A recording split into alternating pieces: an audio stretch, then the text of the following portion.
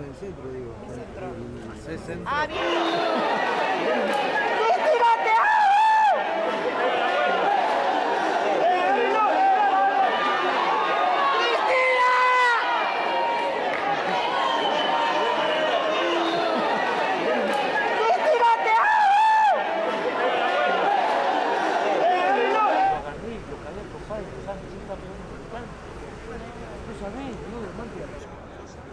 Este hecho es de una enorme gravedad.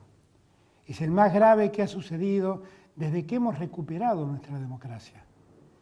En el marco de una presencia masiva de personas frente al domicilio de la vicepresidenta, un hombre apuntó con un arma de fuego a su cabeza y gatilló.